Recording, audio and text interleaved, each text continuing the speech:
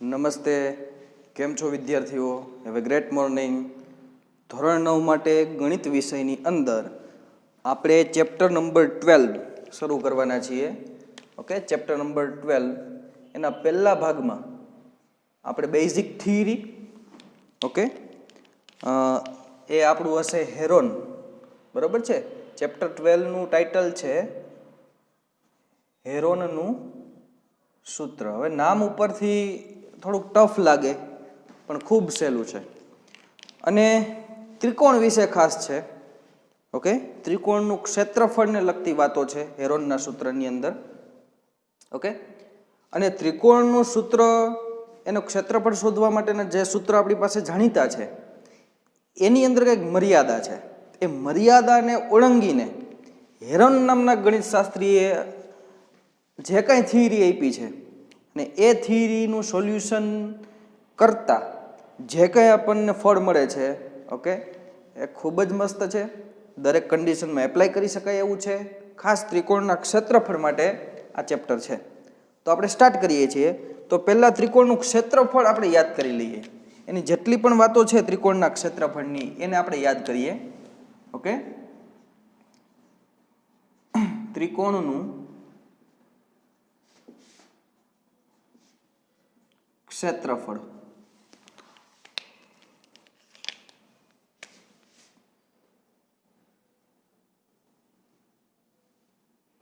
Okay, તો ત્રિકોણનું ક્ષેત્રફળ આપણે ઘણા બધા પ્રકારના ત્રિકોણ જોયા છે. એ દરેક ત્રિકોણનું ક્ષેત્રફળ શોધવા માટે, ઓકે, આપણે ખાસ એક જે ખૂબ જ ફેમિલિયર એટલે કે જાણીતું એવું સૂત્ર છે. ઓકે, અને આપણે પહેલાં એક ત્રિકોણ દોરી લઈએ અને એ ત્રિકોણ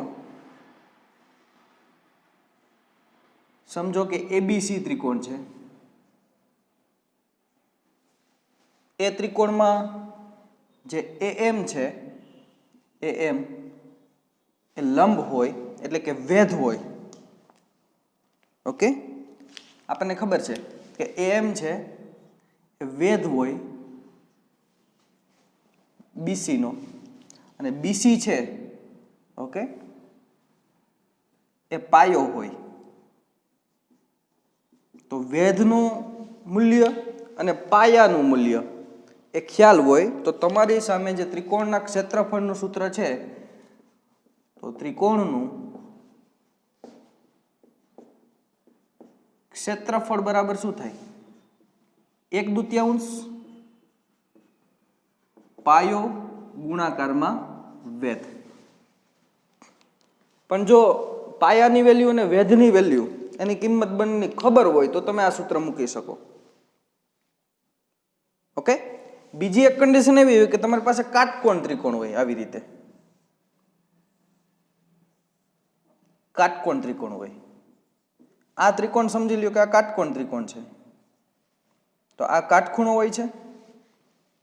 તો સિમ્પલ કે એમાં જે કાટખૂણો બનાવતી બે બાજુઓ છે એમાંની કોઈ પણ એક બાજુ તમે છે ને વેધ તરીકે લઈ શકો. સોરી, પાયો કે વેધ કોઈ પણ લઈ શકો. બરાબર છે? તો બીસીને આપણે પાયો ગણી લઈએ અને આ જે છે એને આપણે વેધ લઈ લઈએ. તો આ સૂત્રમાં મૂકીએ, બરાબર છે? તો એ સૂત્ર શું બની જાય છે? કાટકોણ ત્રિકોણનું ક્ષેત્રફળ બરાબર, આ સૂત્ર મૂકીએ 1/2 ગુણાકારમાં આ જે પાયો છે અને વેધ છે તો એને એમ લખી શકીએ કે કાટખૂણો બનાવતી બાજુઓનો ગુણાકાર. આવું આપણે લખી શકીએ.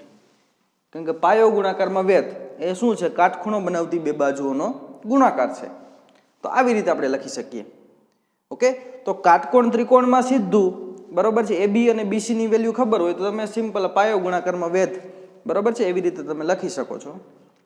અથવા તો કોઈ એવો ત્રિકોણ આપેલો હોય કે જેની અંદર પાયો અને વેધનું મૂલ્ય ખબર હોય તો તમે ત્રિકોણના ક્ષેત્રફળનું સૂત્ર જે 1/2 પાયો ગુણાકારમાં વેધ છે એના ઉપરથી ત્રિકોણનું ક્ષેત્રફળ મેળવી શકો. અથવા તો સમજો કે કોઈ સમબાજુ ત્રિકોણ હોય, ત્રિકોણનું ક્ષેત્રફળ શોધવા માટે એક સીધું સૂત્ર છે, બરોબર છે, કે સમબાજુ ત્રિકોણનું ક્ષેત્રફળ બરાબર વર્ગમૂળમાં 3/4 ગુણાકારમાં બાજુનો વર્ગ. આ સૂત્ર છે. હવે આ કેમ આવ્યું આપણે હમણાં મેળવીએ એટલે તમને ખ્યાલ આવી જશે. બાકી આ સૂત્ર ગોખી લેવાનું. તમને ખબર છે સમબાજુ ત્રિકોણની અંદર કોઈ પણ એક બાજુનું માપ આપેલું હોય તો સમબાજુની અંદર દરેક બાજુ છે એ સરખી જોવાની છે, સરખી લંબાઈની. તો એ બાજુનો વર્ગ કરી દો અને વર્ગમૂળમાં 3/4 એના ગુણાકારમાં મૂકી દો તો તમને જવાબ મળી જાય. બરાબર છે. આ સૂત્ર ખાસ યાદ રાખવાનું. પણ આ કઈ રીતે આવ્યું એ આપણી પાસે પ્રશ્ન છે. સિમ્પલ, આપણે અહીંયા બાજુમાં દોરીએ છીએ.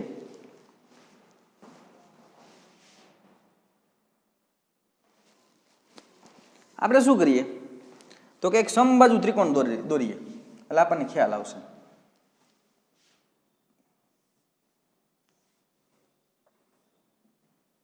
બરોબર છે. આ સમબાજુ ત્રિકોણ છે, એ ત્રિકોણનું નામ એબીસી જ રાખીએ છીએ. આ સમબાજુ ત્રિકોણની અંદર તમે એ શિરોબિંદુમાંથી બીસીને લંબ એવો કોઈ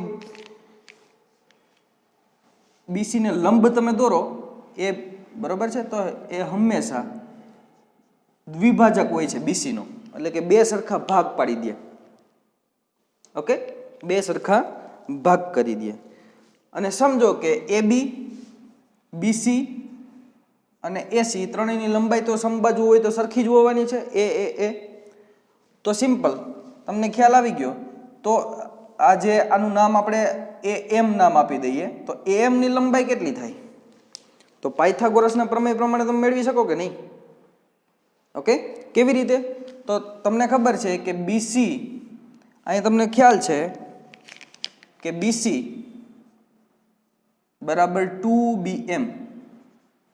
ઓકે, તો બીસી બરાબર એ હોય તો BM બરાબર કેટલા થાય? a/2.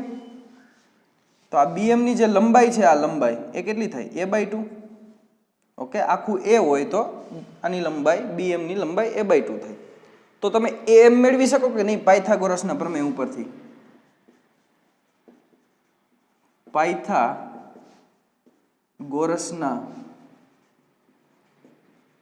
પ્રમેય મુજબ તમારે શું મેળવવું છે? AM. કારણ કે તમારી પાસે આ જે છે એ કાટકોણ ત્રિકોણ બની ગયો છે, તમે જોઈ શકો છો. અને કયા ત્રિકોણમાં લગાડવાનું છે? બરોબર છે, કાટકોણ ત્રિકોણ AMB માટે. ઓકે, તો AM બરાબર શું થાય? વર્ગમૂળમાં કર્ણ શું છે? AB નો વર્ગ પ્લસ માઇનસ કરશું. માઇનસ શું કરશું? BM નો વર્ગ. તો AM બરાબર શું થાય? કારણ કે અહીંયા તમને ખબર છે BC બરાબર તો A છે, એટલે પાયો તમને ખ્યાલ છે અને વેધ તમારે મેળવવાનો છે, એટલે આપણે AM શોધીએ છીએ. સમબાજુ ત્રિકોણની અંદર શું કોઈ પણ ત્રિકોણનું જે આપણે સૂત્ર લઈએ છીએ, કોમન સૂત્ર 1/2 પાયો ગુણાકારમાં વેધ. તો પાયો ખબર છે, BC પાયો છે, A જેટલો છે, એની વેલ્યુ A છે, અને વેધ આપણે અત્યારે મેળવીએ છીએ. ઓકે, તો AB એટલે કે જે કર્ણ છે એનો વર્ગ, તો એનો વર્ગ માઇનસ BM, તો BM શું છે? A/2 નો વર્ગ. તેથી AM બરાબર શું થાય? A વર્ગ માઇનસ A વર્ગના છેદમાં 4. બરોબર છે, આ બધું વર્ગમૂળમાં આવશે. તેથી AM બરાબર શું થાય? લસા લ્યો તમે, લસા 4A નો વર્ગ માંથી A વર્ગ બાદ થાય છેદમાં 4. AM બરાબર આ છેદના 4 છે ને એનું વર્ગમૂળ નીકળે ને તો એ 12 આવી જશે 1/2. અને વર્ગમૂળમાં શું વધશે હવે 3a નો વર્ગ. હજી અહીંથી a છે ને એનો વર્ગ છે એ વર્ગમૂળમાંથી બહાર આવે ને તો ખાલી શું આવે a. રેડી? તો તમારી પાસે am બરાબર શું આવ્યું છે √3/2 ગુણાકારમાં a. અને આ શું છે am શું છે આપણે વાત કરી દીધી ને અગાઉ કે am છે એ વેધ છે અને bc આ જે bc ની વેલ્યુ હતી એ તમારો શું છે પાયો. હવે આ સૂત્રમાં મૂકો જે ત્રિકોણનું ક્ષેત્રફળનું સૂત્ર છે એની અંદર. બરાબર? ત્રિકોણનું ક્ષેત્રફળ બરાબર 1/2 પાયો શું છે bc અને વેધ શું છે am. 1/2 bc બરાબર a અને am બરાબર 3/2 ગુણાકારમાં a. તો આ શું થઈ ગયું 2 2 4 એટલે વર્ગમૂળમાં 3/4 ગુણાકારમાં a નો વર્ગ. a શું છે બાજુ જ છે કે નહીં? બાજુનું માપ છે ને a એટલે. તો આવી ગયું સૂત્ર √3/4 ગુણાકારમાં બાજુનો વર્ગ. ઓકે, તો આ સૂત્ર આવી રીતે મેળવેલું છે. સમબાજુ ત્રિકોણની અંદર આપણને ખબર છે કે શિરોબિંદુ a માંથી bc ઉપર કોઈ લંબ દોરો એ દ્વિભાજક બને છે bc નો અને કાટકોણ ત્રિકોણ બને છે અને એના ઉપરથી આપણે મેળવી શકીએ છીએ. ઓકે, તો આ સૂત્ર આવી રીતે મળે છે. પરંતુ એટલે જો તમારી પાસે પાયો ને વેધ આપેલો હોય અથવા તો કાટકોણ ત્રિકોણ હોય અથવા તો સમબાજુ ત્રિકોણ હોય તો તમે આ સૂત્રનો ઉપયોગ કરી શકો છો. પણ વિષમ બાજુ હોય તો એટલે કે વિષમ બાજુ ત્રિકોણ હોય અને દરેક બાજુની લંબાઈ છે એ સરખી ન હોય ત્યારે તો કે ત્યારે છે ને એ હેરોનનું સૂત્ર આપણે યુઝ કરવું પડે. અને હેરોનનું સૂત્ર ગમે તે ત્રિકોણ હોય, બરાબર છે, વિષમ બાજુ હોય કે સમ બાજુ હોય, કોઈ પણ ત્રિકોણ હોય એ દરેક ત્રિકોણના ક્ષેત્રફળ શોધવા માટે હેરોનનું સૂત્ર વાપરવામાં આવે છે. અને એ સૂત્ર શું છે તો એ સૂત્ર હું અહીંયા લખું છું. બરાબર છે?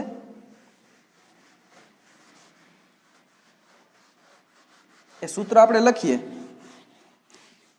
પહેલા તો એના માટે ત્રિકોણની પરિમિતિ સમજવી પડે. ત્રિકોણની પરિમિતિ એટલે શું તો કે ત્રિકોણની દરેક બાજુઓની લંબાઈનો સરવાળો, એને ત્રિકોણની પરિમિતિ કહેવાય. ત્રિકોણની કેટલી બાજુ હોય છે? તમને ખ્યાલ છે કે ત્રિકોણની 3 બાજુ હોય છે. તો આ ત્રણેય બાજુ સમજો કે એની લંબાઈ અનુક્રમે abc હોય. ઓકે, આપણે હવે લખશું હેરોનનું સૂત્ર. ઓકે,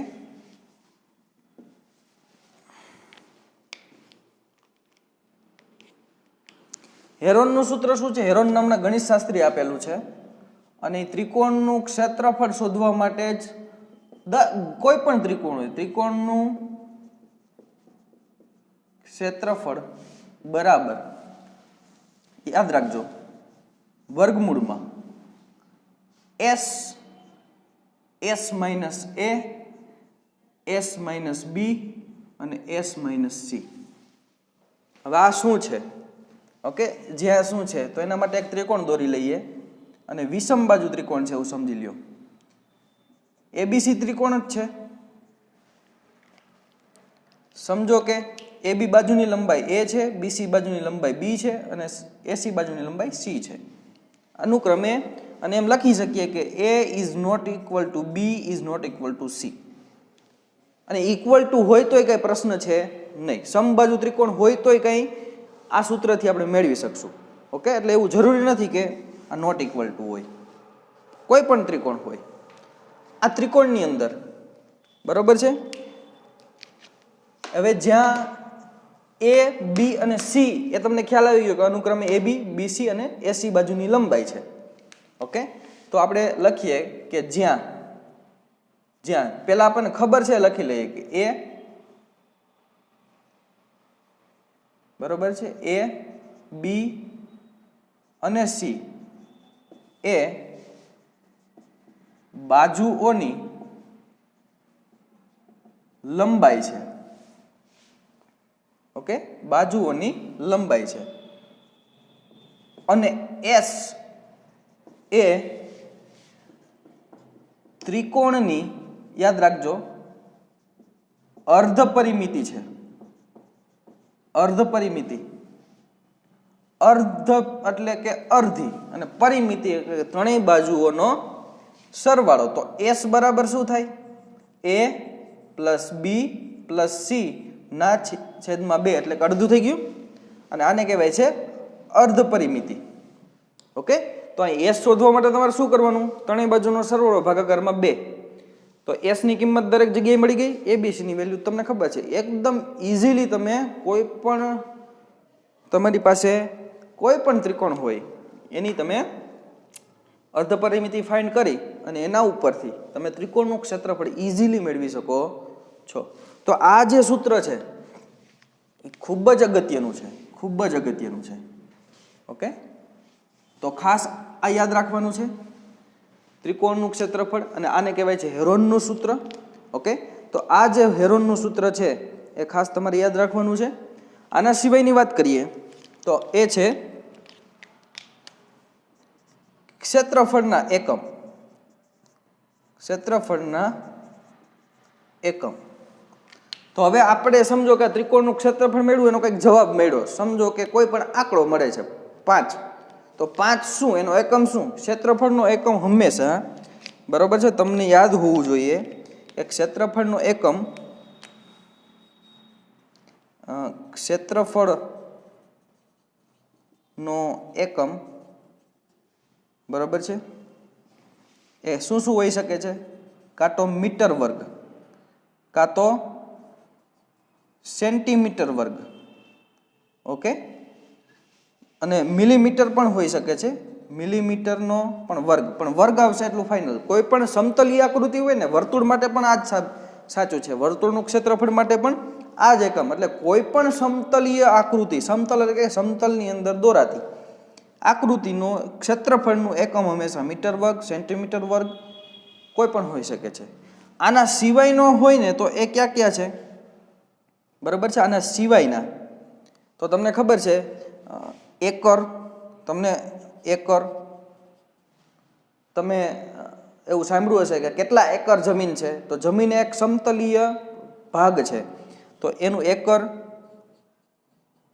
હેક્ટર, બરાબર છે, વીઘા, આવું હોઈ શકે છે. પણ તમારે ક્યારેય આ દાખલાઓની અંદર કદાચ આ નહીં આવે, અને આવે તો કેવા સ્વરૂપમાં આવશે? સમજો કે કોઈ ત્રિકોણ આકારનું કોઈ ખેતર છે અને એ ખેતરનું ક્ષેત્રફળ તમારે શોધવું હોય, ઓકે, તો તમે એમાં એકર, હેક્ટર કે વીઘા એ તમે મેળવી શકશો. અને તમને ખ્યાલ હોવો જોઈએ કે એક હેક્ટર બરાબર 10,000 મીટર વર્ગ. એટલે તમને ત્યાં એ ત્રિકોણાકાર કોઈ ખેતર આપેલું હોય તો એની બાજુઓની લંબાઈ છે ને એ હંમેશા મીટરમાં આપેલી હશે. તો મીટરમાંથી તમને હેક્ટરમાં કન્વર્ટ કરવા માટે શું કરવાનું? તો કે સિમ્પલ, અહીંથી 1 મીટર વર્ગ બરાબર શું થાય? 1/10,000 હેક્ટર. ઓકે, તો તમને જ્યાં સમજો કે 500 હોય તો 500/10,000 હેક્ટર. પછી ભાગ પાડીને તમે ઇઝીલી એનો જવાબ ફાઇન્ડ કરી શકો છો. બરાબર છે, તો અહીં મીટર વર્ગ 10,000 છેદમાં વહી જાય તો 1/10,000 હેક્ટર. તો ખાસ જ્યારે આવી રીતે કોઈ આપેલું હોય, ખેતર માટે ક્ષેત્રફળ શોધવાની વાત હોય અને હેક્ટરમાં કે એકરમાં હોય તો આવી રીતે તમે ફાઇન્ડ કરી શકો છો. બરાબર, તો ખાસ એકમ આટલું તમારે લખવાનું રહેશે. કોઈ પણ દાખલો ગણો તો એમાં ખાસ એકમ બતાવવાનો રહેશે. બાજુની લંબાઈ જેમાં આપેલી હોય, સમજો કે મીટરમાં આપેલી છે તો ક્ષેત્રફળનો એકમ મીટર વર્ગ થશે, સેન્ટીમીટરમાં આપેલી હોય તો એવી રીતે. ઓકે, તો તમને અહીંયા ખ્યાલ આવે છે. ઓકે, બાજુની લંબાઈ ક્યારે એકર, હેક્ટર કે વીઘામાં નહીં આપી હોય એને તમારે આવી રીતે કન્વર્ટ કરવાનું. ખાસ હેક્ટરમાંથી મીટર વર્ગમાં, મીટર વર્ગમાંથી હેક્ટરમાં તમને પૂછાઈ શકે છે. ઓકે, તો આટલું તમારે યાદ રાખવાનું છે. હવે ઓકે,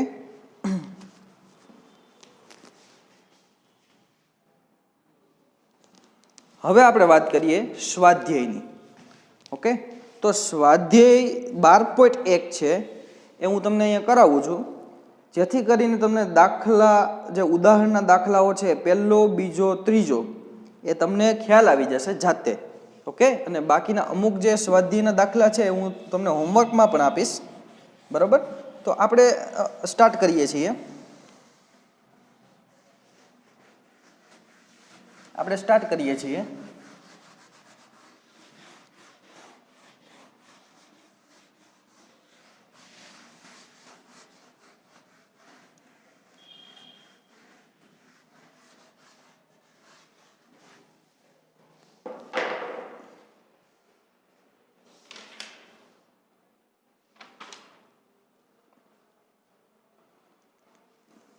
દાખલા નંબર 1. બરોબર છે. આના ઉપરથી હું એક દાખલો કરાવું તો તમને ઇઝીલી ખ્યાલ આવી જશે. સ્વાધ્યાય 12.1 બરોબર છે, એનો દાખલા નંબર 1 છે. હું રકમ નથી લખતો, રકમ વાંચું છું. ઓકે, ધ્યાન આપજો. શું કહે છે કે જેની બાજુઓની લંબાઈ a હોય તેવા સમબાજુ ત્રિકોણ આકારના ટ્રાફિક સિગ્નલનું એક પાટિયું છે. એમાં એમ લખેલું છે સ્કૂલ અહેડ, એટલે કે સ્કૂલ આગળ છે એમ લખેલ છે. તો આ પાટિયાનું ક્ષેત્રફળ હેરોનના સૂત્રની મદદથી મેળવો. જો તેની પરિમિતિ કીધું છે 180 સેન્ટીમીટર હોય તો તેનું ક્ષેત્રફળ કેટલું થાય? હવે આપણને જે આપેલું છે એ પહેલાં આપણે લખી લઈએ કે એક કોઈ સમબાજુ ત્રિકોણ માટે, તો એ સમબાજુ ત્રિકોણ માટે એની બાજુની લંબાઈ આપી દીધી છે. બાજુની લંબાઈ બરોબર છે, લંબાઈ એ છે. તો ત્રણેય બાજુની લંબાઈ શું થવાની? સરખી સમબાજુ છે. અને એનું ક્ષેત્રફળનું સૂત્ર આપણને યાદ છે, હમણાં જ આપણે આગળ લખેલું. બરોબર છે કે કોઈ સમબાજુ ત્રિકોણ હોય તો એનું ક્ષેત્રફળ બરાબર શું થાય છે? વર્ગમૂળમાં 3/4, ઓકે, ગુણાકારમાં બાજુઓનો વર્ગ. તો આ શું થાય? 3/4 અને બાજુનો વર્ગ શું છે? a, એટલે એનો વર્ગ. આ સમબાજુ ત્રિકોણનું ક્ષેત્રફળ થાય. ઓકે, આ સૂત્ર છે. પણ આપણને અહીંયા સમજજો કે એ બરાબર ખબર નથી. એ બરાબર કઈ રીતે ફાઇન્ડ થશે? તો કે એને એક બીજી માહિતી આપી છે કે સમબાજુ ત્રિકોણની પરિમિતિ આપી છે બરાબર 180 વોટ શું છે? સેન્ટીમીટર. 180 સેન્ટીમીટર. હવે 180 સેન્ટીમીટર આપી હોય તો તમને ખબર છે કે કોઈ પણ ત્રિકોણ હોય એની પરિમિતિ એટલે શું? તો કે એની બાજુની લંબાઈ a plus a plus a, કારણ કે સમબાજુ છે ને, બરાબર 180 સેન્ટીમીટર. તો આ શું થશે? 3a બરાબર 180 સેન્ટીમીટર. તો a બરાબર કેટલા થશે? 180/3 સેન્ટીમીટર. બરાબર a બરાબર કેટલા થાય છે? 6 તેરી 18, એટલે કે 60 સેન્ટીમીટર થાય છે એની બાજુની લંબાઈ. ઓકે, તો આ સૂત્ર તમને ખ્યાલ છે. સમબાજુ ત્રિકોણનું ક્ષેત્રફળ બરાબર √3/4 ગુણાકારમાં 60નો વર્ગ, બાજુઓનો વર્ગ, એટલે 3600 થશે ને. ઓકે, તો તમને ખબર છે કે અહીંયા 15 વડે ભાગ ચાલશે. ઓકે, તો 60 15 ચોખ્ખું 60 મળે છે, સિમ્પલ. અને હવે આનો ગુણાકાર કરીએ.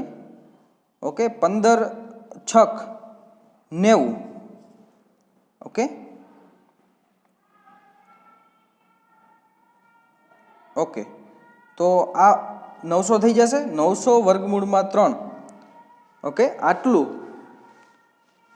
સેન્ટીમીટરનો વર્ગ. આ તમારું ક્ષેત્રફળ મળે છે. કયા સૂત્ર ઉપરથી?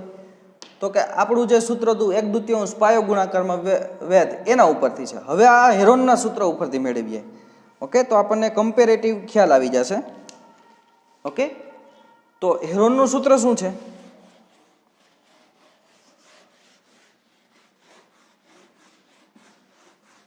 ઓકે, આ તમે લખી લેજો.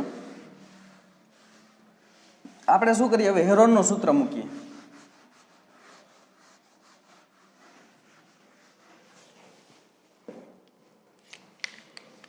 તો લખજો ભાઈ, હેરોનનું સૂત્ર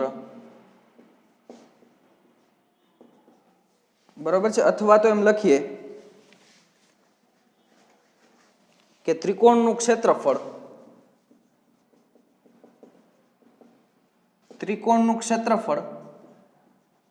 અને એમાં હેરોનનું સૂત્ર પુટ કરીએ તો તમને ખ્યાલ છે એસ, એસ માઇનસ એ, એસ માઇનસ બી અને એસ માઇનસ સી. પણ અહીંયા તમને ખબર છે બી અને સી ની વેલ્યુ પણ કેટલી છે? એ જેટલી જ છે, કારણ કે સમબાજુ ત્રિકોણ છે. તો એ પુટ કરી દઈએ દરેક જગ્યાએ.